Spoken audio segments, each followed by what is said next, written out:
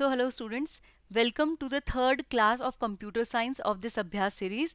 We are preparing for UPSC EPFO 2025, APFC and EOAO exam.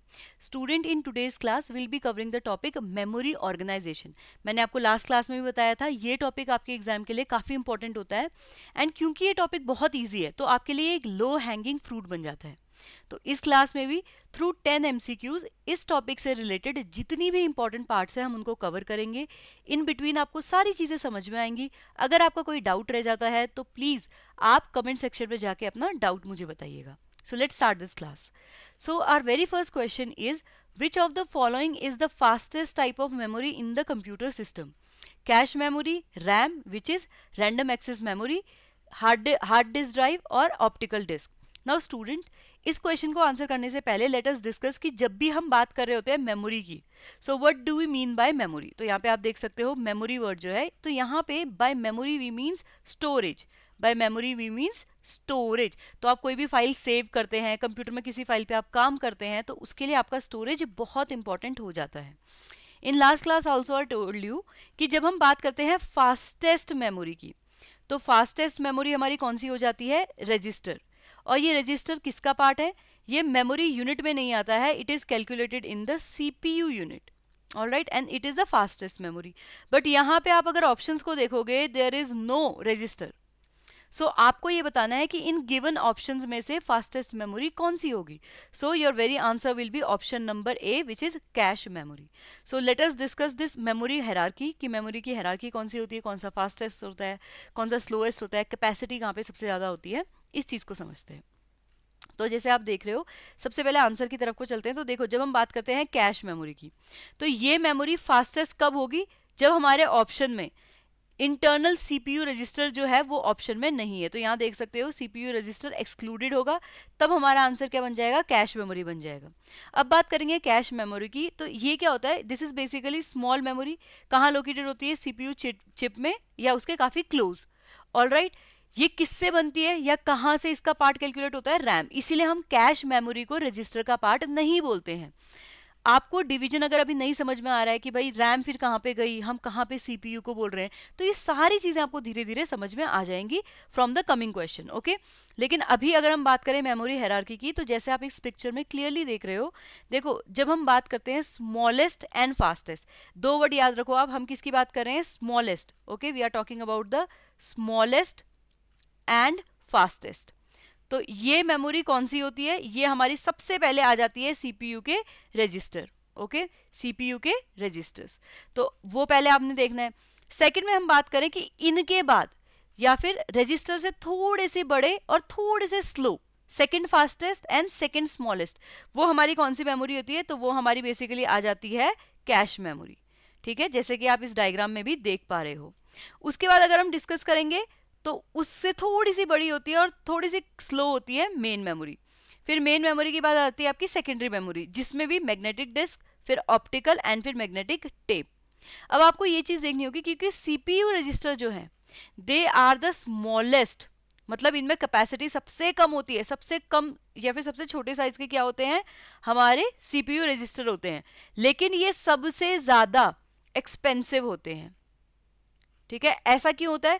क्योंकि ये fast तो हैं बट क्या है, ये काफी छोटी कैपेसिटी के हैं. तो पर यूनिट जब आप कैलकुलेट करोगे तब ये क्या होंगे? काफी एक्सपेंसिव निकलेंगे. तो इनकी कॉस्ट पर बिट क्या होती है? सबसे हाईएस्ट होती है. ओके, नाउ इसके बाद आ जाते हैं कैश मेमोरी. इसका मतलब ये क्या होगा? सीपीयू से थोड़ा सा लार्ज साइज का होगा एंड थोड़ा सा कम एक्सपेंसिव होगा. फिर उससे कम एक्सपेंसिव हमारी मेन मेमोरी आती है, उससे कम एक्सपेंसिव हमारी बाकी सेकेंडरी मेमोरी के पार्ट्स आते हैं. ऑलराइट, तो ये मैंने आपको अच्छे से मेमोरी हायरार्की एक्सप्लेन कर दी है. ये बहुत ही बेसिक चीज़ है, इसमें से आपको बहुत रटना भी नहीं है. बस इस डायग्राम को आप दोबारा देख लो, आपको ये चीज़ अच्छे से समझ में आ जाएगी. Moving on, next question is which of the following is the primary function of MAR, that is memory address register. ये बहुत इंपॉर्टेंट टॉपिक है. रजिस्टर ऑल्दो आपका यूपीएससी के लिए बहुत ही इंपॉर्टेंट टॉपिक रह जाता है. इनफैक्ट ये देखा गया कि जो आपके पास्ट क्वेश्चन है, जो आपके एपीएफसी के ईओएओ के पास्ट ईयर के क्वेश्चंस है, उनमें भी एमएआर एक इंपॉर्टेंट टॉपिक रहता है. तो हम लोगों ने एमएआर अच्छे से पढ़ना है एंड इसके साथ साथ और कौन कौन से रजिस्टर होते हैं, वो टाइप्स ऑफ रजिस्टर भी हम पढ़ेंगे. तो फर्स्ट क्वेश्चन को समझ लेते हैं. हमको बेसिकली फंक्शन पूछा गया है. ऑलराइट, ऑप्शन क्या है? Option A says store the data to be written in the memory. ठीक है, तो ये हमारा फर्स्ट ऑप्शन है.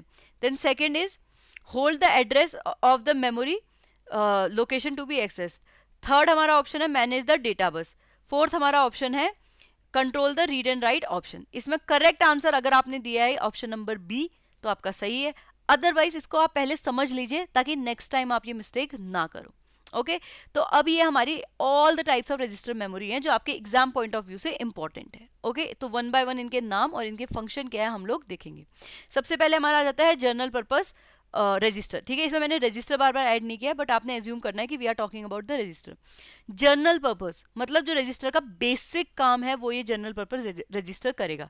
जनरल पर्पस का क्या होता है? देखो, जो हमारे फाइनल रिजल्ट होते हैं ना, फाइनल रिजल्ट वो यूजुअली हम प्रेफर करते हैं कि भाई या तो वो प्राइमरी मेमोरी में या फिर वो सेकेंडरी मेमोरी में सेव हो. तो रजिस्टर में कौन से रिजल्ट सेव होंगे? रजिस्टर में होंगे आपके इंटरमीडिएट रिजल्ट. कौन से रिजल्ट आपके सेव होंगे? Intermediate result. ओके ये बात आपने ध्यान रखनी है. अब इंटरमीडिएट रिजल्ट क्या होता है? देखो, यू आर डूइंग 2 + 3 + 5 + 1. आपके कंप्यूटर को आपने ये कमांड दे रखी है कि मुझे ये सब कैलकुलेट करना है. ना यहाँ पे देखो क्या होगा. सबसे पहले your computer will do 2 + 3. 2 + 3 is 5. अब ये 5 फाइनल रिजल्ट नहीं है तो इसको आप बोलोगे इंटरमीडिएट रिजल्ट. और ये इंटरमीडिएट रिजल्ट आपका कहाँ पे स्टोर होगा? जनरल पर्पस रजिस्टर पे.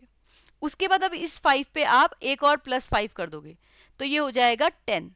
ऑलराइट, ये 10 भी क्या है? इंटरमीडिएट रिजल्ट है आपका. ठीक है, उसके बाद आप +1 करोगे तो आपका आएगा 11. तो ये बस जनरल पर्पस में नहीं होगा.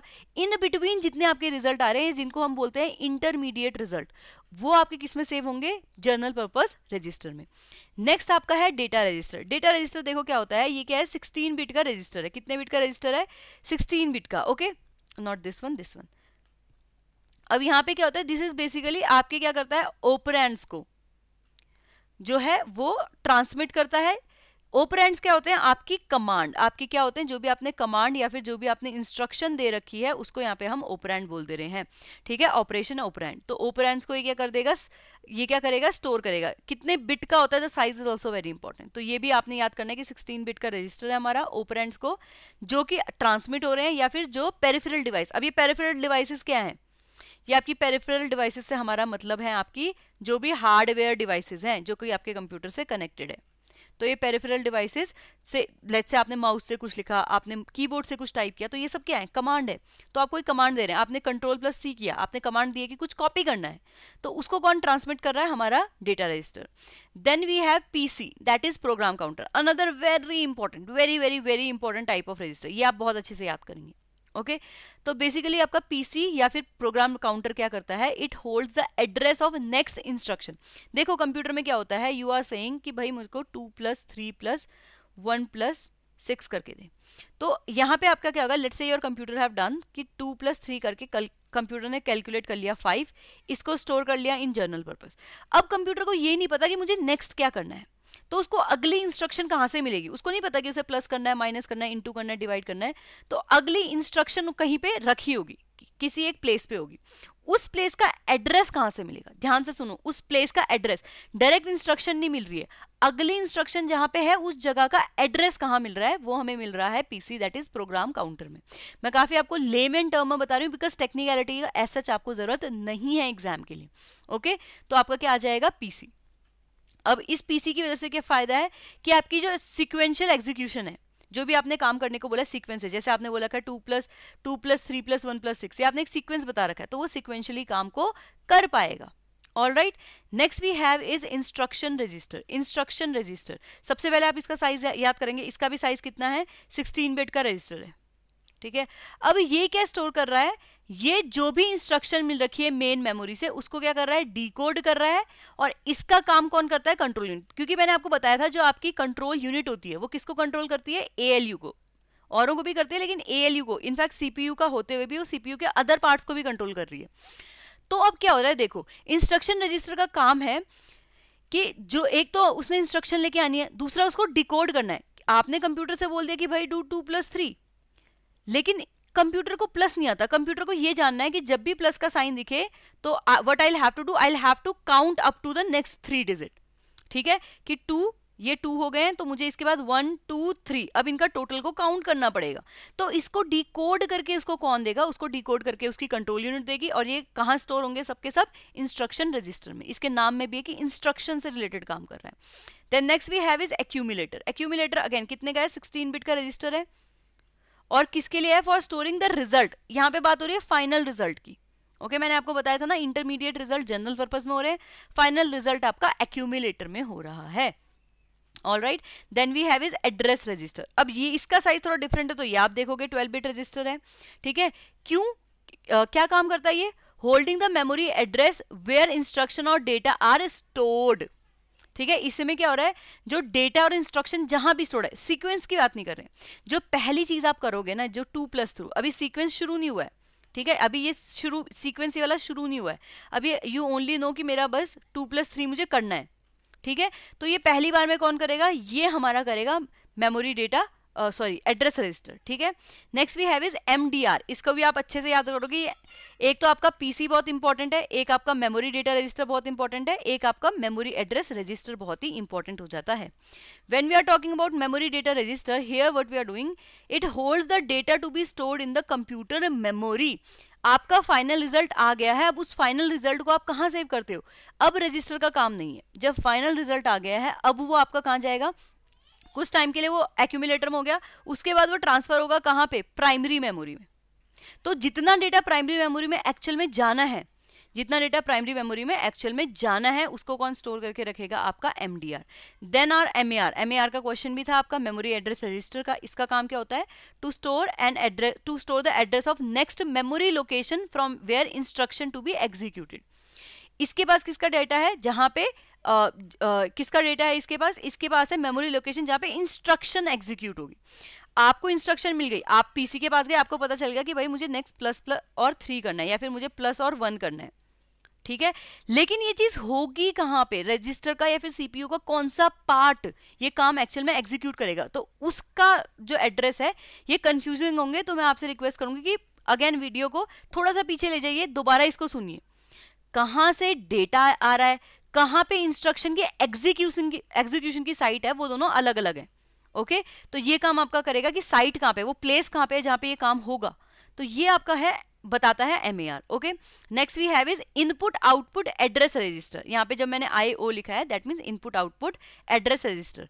ये बेसिकली क्या करता है, ये एड्रेस स्पेसिफाई करता है एड्रेस को, जहां से हम इनपुट आउटपुट से डेटा को एक्सचेंज कर सकते हैं। आप कीबोर्ड से कुछ लिख रहे हो कंप्यूटर को, या फिर आपका जो कंप्यूटर है वो रिजल्ट दे रहा है, जिसको आप मॉनिटर के थ्रू देखोगे, तो डेटा एक्सचेंज कैसे हो रहा है हमारा, एड्रेस रजिस्टर से, input output address register. Then we have input output buffer register.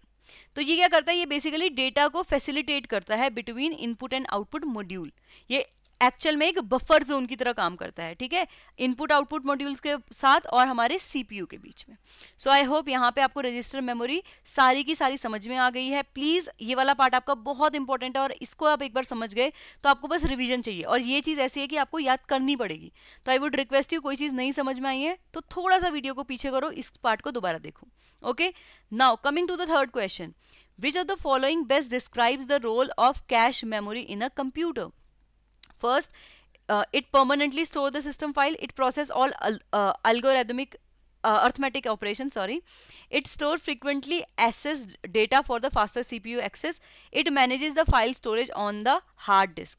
Correct answer इसका क्या होगा, अगर आपने दिया option C, which is absolutely correct. अब हमने थोड़ी सी बात कर ली है पहले ऑलरेडी कैश मेमोरी की। कैश मेमोरी देखो क्या है, आपके रैम का थोड़ा सा पार्ट जो है, स्पेशली SRAM का थोड़ा सा पार्ट जो है, वो क्या होता है, वो एक्ट करता है एज अ कैश मेमोरी, ठीक है। ये सेकंड फास्टेस्ट मेमोरी है।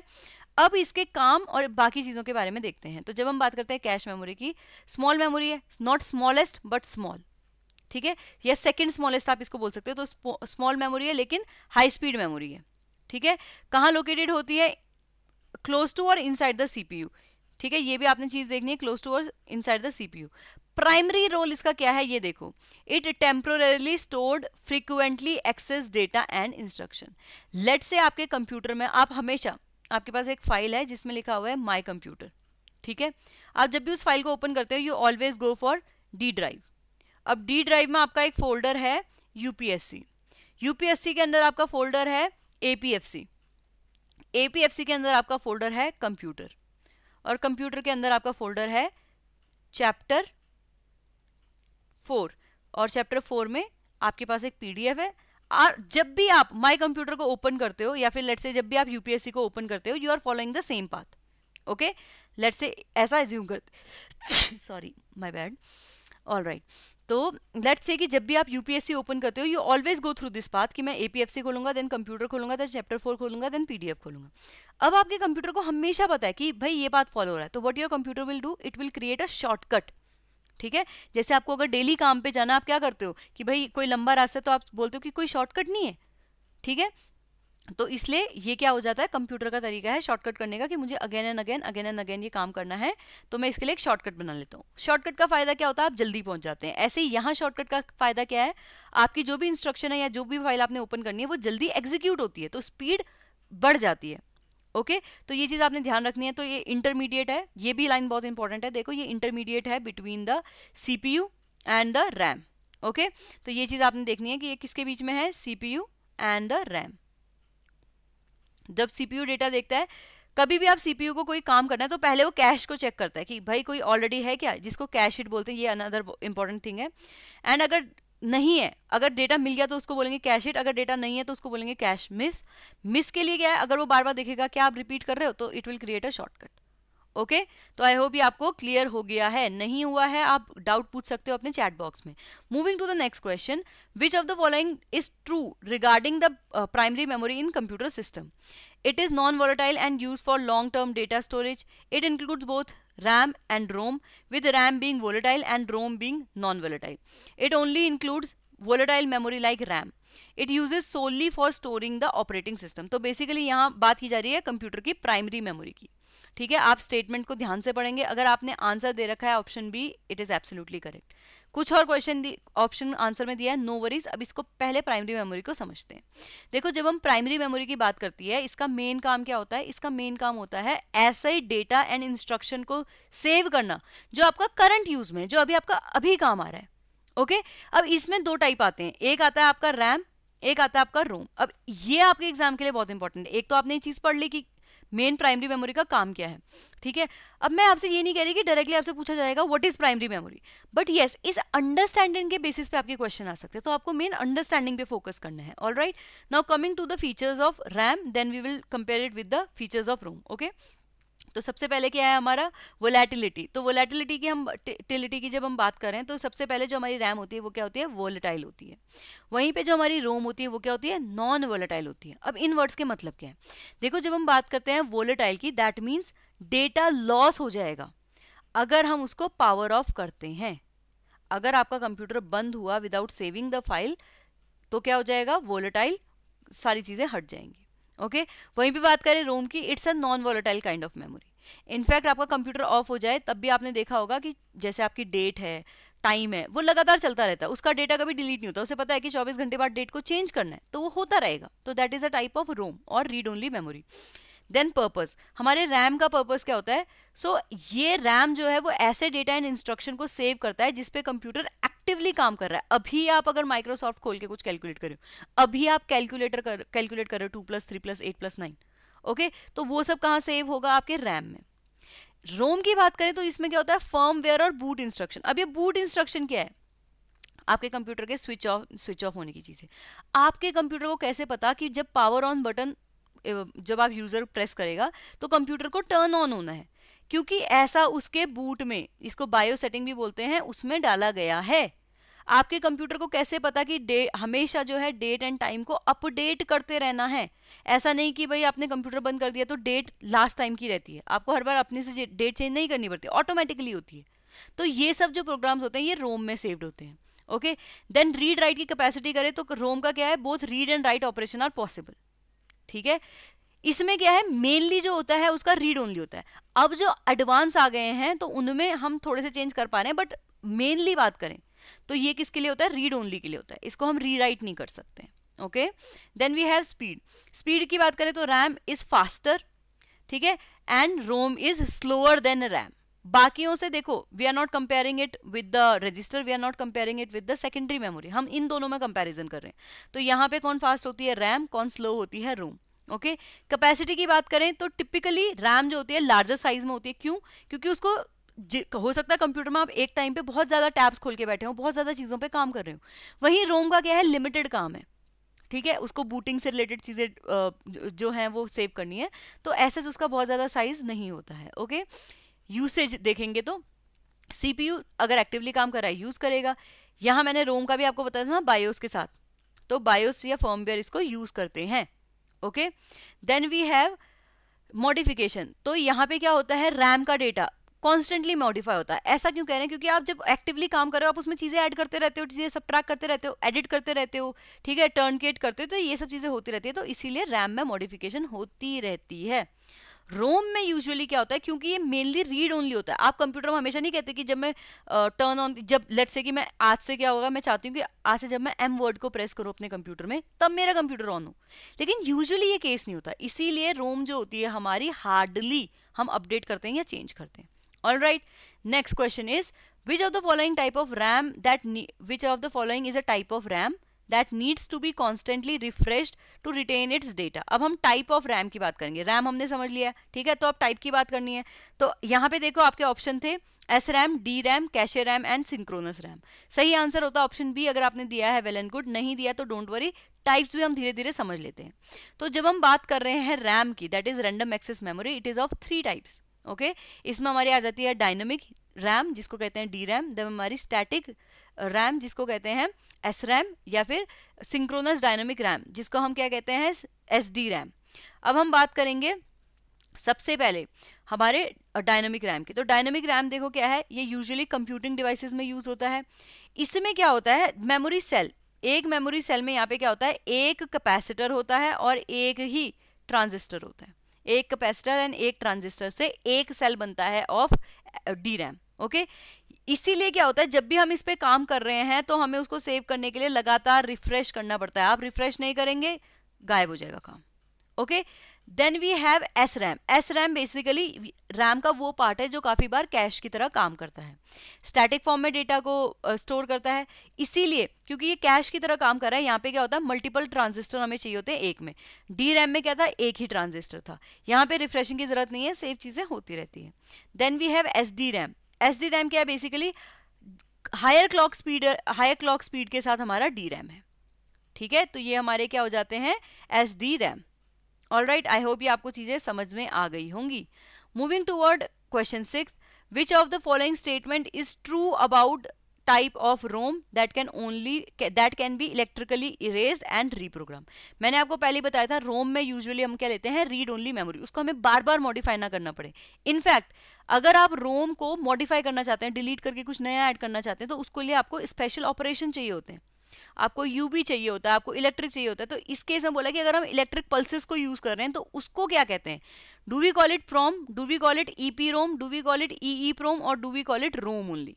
तो इसका सही आंसर अगर आपने दिया option C, that is EEPROM, तो आपने सही दिया है। अदरवाइज अब आप सही देंगे पढ़ने के बाद।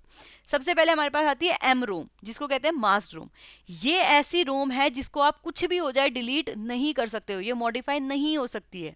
ये जब बनी थी तब हो चुकी थी एंड अब ये उसके बाद मॉडिफाई बिल्कुल भी नहीं हो सकती है, एक बार भी नहीं। एग्जाम्पल वॉशिंग मशीन, क्या आप ऐसा कर सकते हैं कि वॉशिंग मशीन से कैलकुलेशन कर दिया आपने, नहीं कर दिए, तो क्यों, क्योंकि वहां पे क्या है, वो प्रोग्राम उसका फिट है, डेटा इंस्ट्रक्शन सारी चीजें फिट है, वो चेंज नहीं हो सकती। उसके अलावा आपका प्रोग्रामेबल रोम, प्रोग्रामेबल रोम ऐसी चीज है जिसको आप एक बार, सिर्फ एक बार चेंज कर सकते हैं, उसके बाद वो चेंज यूजर से नहीं होगी। ओके देन नेक्स्ट है हमारी इरेजेबल प्रोग्रामेबल रोम जिसको हम कहते हैं ईपी रोम।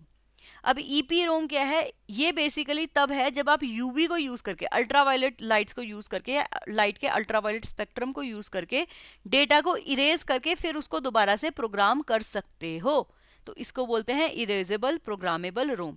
इसका दूसरा नाम क्या है, अल्ट्रावायलेट इरेजेबल प्रोग्रामेबल रोम। तो आपने सबकी एक तो फुल फॉर्म याद करनी है, दूसरे नाम है तो वो याद करने हैं, उनमें स्पेशल पॉइंट क्या है, ये तीनों चीजें आपको याद होनी चाहिए। देन चलते हैं इलेक्ट्रिकली इरेजेबल प्रोग्रामेबल रोम जिसको ई प्रोम भी कहते हैं, ठीक है। तो ये बेसिकली वो रोम है जिसको अगर आपने बार बार चेंज करना है तो यूवी तो देखो क्योंकि रेयर होती है, लेकिन इलेक्ट्रिसिटी इतनी रेयर नहीं है, तो यहाँ पे आप इलेक्ट्रिक पल्सेस का यूज करके उसको इरेज कर सकते हैं, ठीक है, कितनी बार कर सकते हैं? तो मैक्सिमम आप 10,000 टाइम इसको इरेज कर सकते हैं। हाँ, लेकिन इरेज की स्पीड बहुत स्लो होगी। क्यों? क्योंकि वो क्या करेगा, एक टाइम पे एक बाइट को इरेज करेगा। इसलिए क्या होता है, जब आप डिलीट कर रहे हैं चीज़ों को, तो आपकी स्पीड क्या रहती है, 4 to 10 ms। ठीक है, तो आई होप यहाँ पे आपको सारी चीज़ें समझ में आ गई हो, सारी चीज़ें याद हो गई होंगी, समझ में आ गई होंगी। All right, now moving to the next question, which of the following statement best describe the role and characteristics of secondary memory in a modern computer system. अब यहाँ पे हम किसकी बात कर रहे हैं? यहाँ पे we are talking about secondary memory.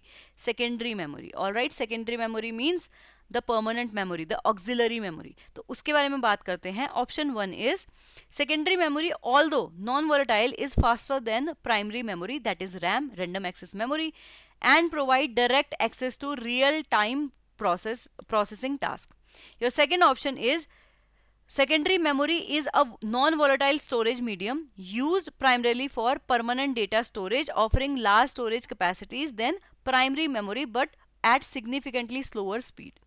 Secondary memory, like RAM, stores data temporarily for active process, facilitating the direct interface between the CPU and storage device. Secondary memory is used exclusively for booting purpose and does not support storage of program file or use data during the regular system operation. तो ये चार आपके option है। अब सही answer तक पहुंचने के लिए देखो, ऑल्दो आप इसको पढ़ोगे और सही आंसर ढूंढ लोगे तो आपको एक्सप्लेनेशन ऑलरेडी मिल चुका है। ओके, तो यहाँ पे अगर आपने आंसर किया option B, that is absolutely correct. अगर इसके अलावा कुछ और किया है तो आप इसको समझिए।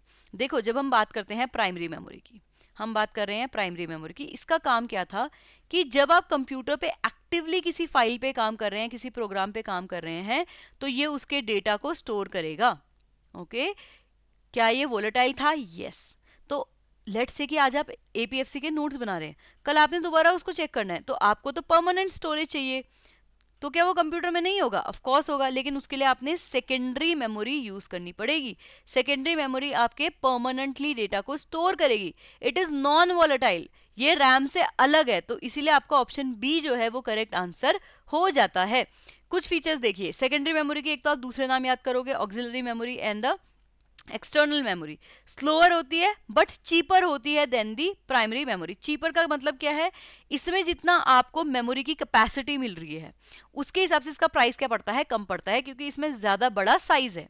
Then no direct access to the CPU. ये चीज मैं आपको समझा देती हूँ, क्योंकि ये अगेन आपके एग्जाम के लिए बहुत इंपॉर्टेंट है कॉन्सेप्ट। देखो, आपका कंप्यूटर ना, it will always deal only with primary memory. It will only deal with the primary memory और द मेन मेमोरी, इसलिए उसको हम मेन मेमोरी बोल रहे हैं। लेकिन लेट्स से आपने तो एपीएफसी के लिए सेकेंडरी मेमोरी में सेव किया है, तो what will happen?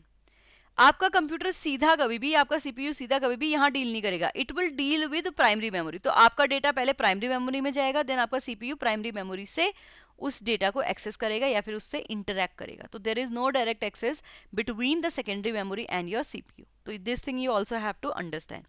Then it can both be internal and external. Internal means वो आपके सीपीयू के अंदर भी we can fit it. External means जैसे आप पेन ड्राइव एक्सटर्नली अटैच करते हो।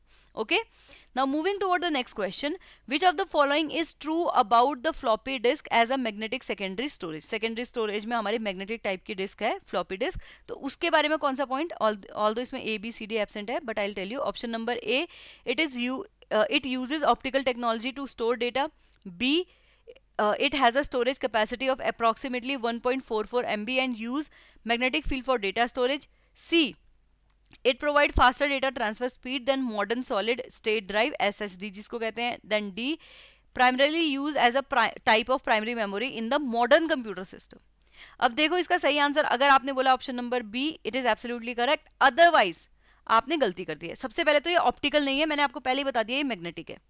ऑप्टिकल बेसिकली जो आपके लाइट स्पेक्ट्रम से या इलेक्ट्रोमैग्नेटिक वेव से डील करता है, ये नहीं कर रहा है। It is dealing with the magnetic side. Okay, then अगर मैं बात करूं ऑप्शन सी की, तो देखो ये ऐसा है कि ये जो फ्लॉपीज थी they usually were very slow, इसीलिए आज वो रिप्लेस हो गई हैं। इसीलिए आपको आज फ्लॉपी कहीं सुनने में, most of you might not have even heard of floppies, तो बट फ्लॉपीज ऐसी हैं आजकल यूज नहीं होती हैं, इसलिए आपका सी और डी ऑप्शन भी गलत हो जाता है। Okay, now here if you are talking about the magnetic memory, तो 6 टाइप की मैग्नेटिक मेमोरी हम डिस्कस करते हैं जल्दी से, 3 यहाँ पे 3 नेक्स्ट स्लाइड में। तो फ्लॉपी डिस्क की अगर हम बात करेंगे तो first you will also have to read it size. Okay, it's मतलब अलग अलग साइज में आती थी, 8 इंच की होती थी, 5, 1.4, 3.5 की होती थी. Okay, then what it was used for, so it is used to read and write the data from floppy disk. ठीक है, फ्लॉपी तो ये क्या करती है, बेसिकली आपका डेटा स्टोर कर रही है. अब फ्लॉपी को अगर आपने रन करना है अपने कंप्यूटर में, तो you need to have the floppy disk drive, तो वो आपके कंप्यूटर में इंस्टॉल होनी चाहिए. Then you will put your floppy there, then you will run it over your computer. Next we have is zip disk. What is zip disk? So it is the advanced version of floppy. मैंने आपको बताया था floppy, इसमें data भी बहुत जल्दी corrupt हो जाता था. तो उसके बाद हमारा क्या आता है, फ्लॉपी को, क्योंकि थोड़ा सा इसका साइज देखो, यहाँ पे हमने वी हैव डिस्कस 1.44, आजकल तो इससे ज़्यादा की हमारी इमेजेस या स्क्रीनशॉट्स होते हैं. ओके, तो इसीलिए इसको थोड़ा सा एडवांस करने के लिए या साइज बढ़ाने के लिए क्या है हमारा जिप डिस्क. अब जिप डिस्क की कैपेसिटी क्या थी, 100 and 250 and 750 MB. ठीक है. Then we have Winchester disk. इसमें क्या अलग था, देखो ये जो पार्ट था ना विंचेस्टर डिस्क, ये एक्सटर्नली ऐड नहीं होती थी, इसको हमें इंस्टॉल करना पड़ता था. ठीक है, एंड ये क्या करती थी, इसमें डिस्क जो है हमारी स्टैक होती थी. ऐसे देख रहे हो, इसमें डिस्क क्या है हमारी, स्टैक है. ऑलराइट, इसमें फिक्स स्टोरेज मिलता था 30 MB का, एंड रिमूवेबल स्टोरेज मिलता था हमें 30 MB का. ओके, तो ये हमारी हो गई है Winchester disk. Next is hard disk. ये थोड़ी सी मॉडर्न है. हार्ड डिस्क क्या है, नॉन रिमूवेबल स्टोरेज डिवाइस है. मैंने आपसे कहा ना, जब हम बात करते हैं ऑक्सिलरी मेमोरी की या फिर आपकी सेकेंडरी मेमोरी की, यहाँ पे क्या होता है, कुछ हमारी इंटरनली स्टोर होती हैं, तो उसमें हमारी एक आती है हार्ड डिस्क. हार्ड डिस्क में क्या होता है, देखो इनफैक्ट जितनी भी आपकी मैग्नेटिक मेमोरी है या फिर इससे रिलेटेड पार्ट है, वो सब स्पिन करेंगे. ड्राइव में क्या करेंगे, वो स्पिन करेंगे, then only our computer can read. Okay, तो इसमें क्या होगा, बेसिकली एक तो ये हमारी नॉन रिमूवेबल है, एंड इसकी स्पिन की स्पीड क्या है, तो it is between 5400 to 15,000 revolution per minute. Okay, next we have is tape cassette. So tape cassette, what it is? So it is basically analog magnetic tape. आपने अगर कभी देखी हो तो इसमें what we used to have a roll here and we used to have magnetic tape का roll here, and इनके बीच में यहाँ से ये दोनों कनेक्टेड होते थे, यहाँ से घूमते थे, ये वाला व्हील घूमता था, देन ये इसको स्टोर करता रहता था. तो ये हमारी टेप कैसेट होती थी. ठीक है, स्पेशली ऑडियो रिकॉर्डिंग्स में यूज होती थी, ऑडियो रिकॉर्डिंग ही इसमें होती थी. Okay, then we have is magnetic tape.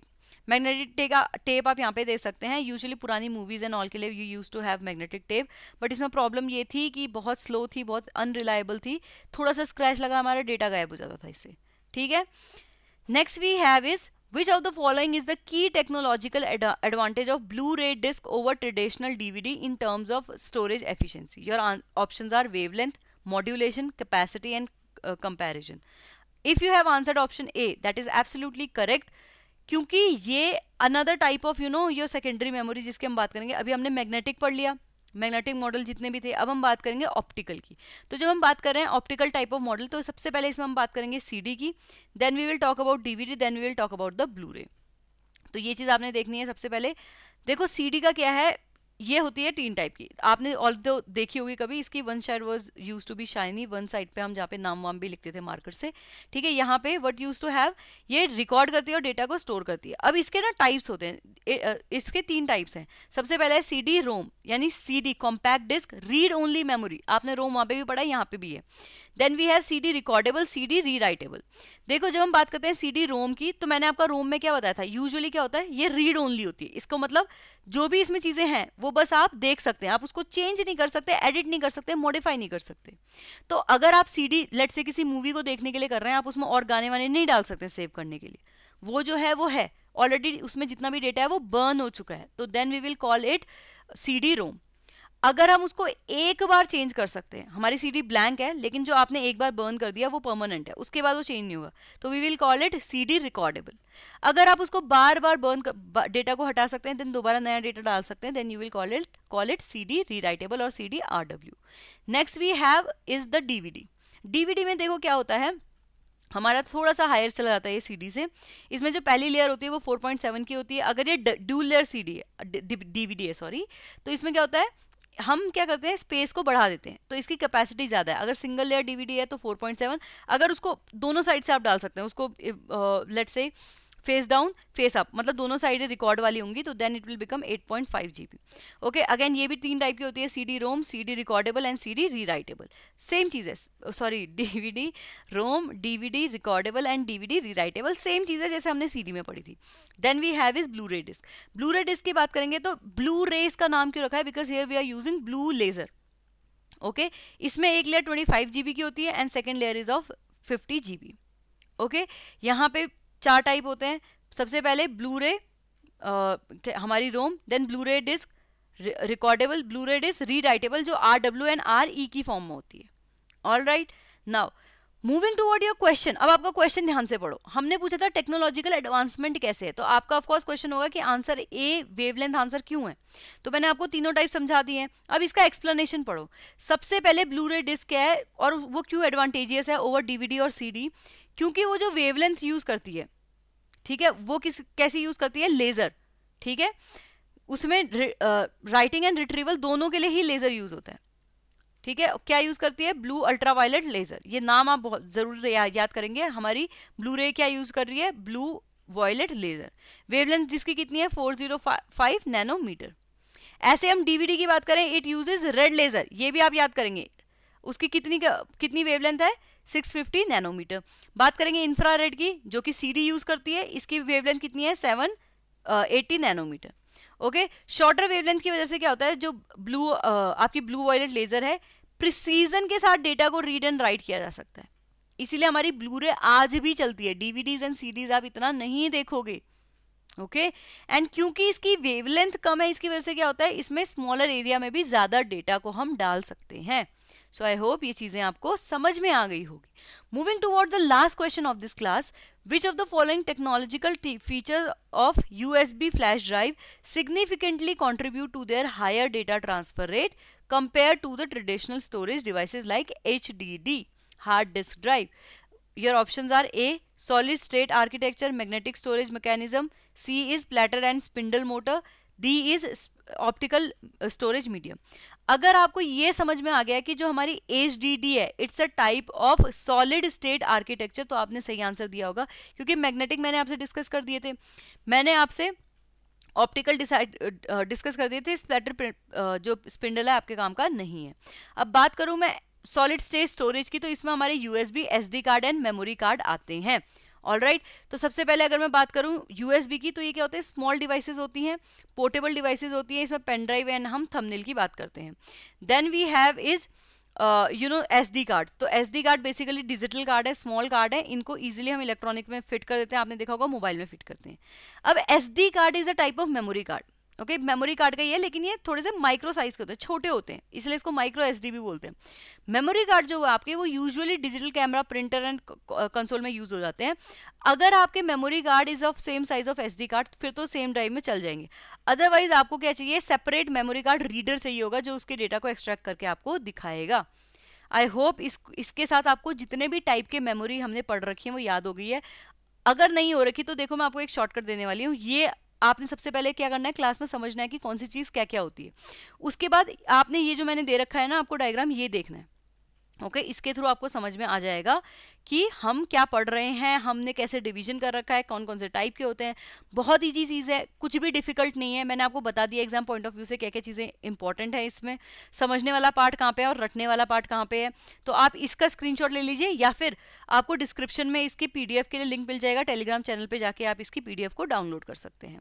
Now students, if you are preparing for this UPSC, EPFO, APFC exam और EOAO एग्जाम 2025, तो we are offering 3 courses. If you are somebody who have already prepared for UPSC, आपके फंडे clear हैं, तो आपको बस क्या चाहिए कि मैं UPSC पॉइंट ऑफ व्यू से जो क्वेश्चन पूछे जाते हैं उनकी प्रैक्टिस कर लूँ। So we have a test series.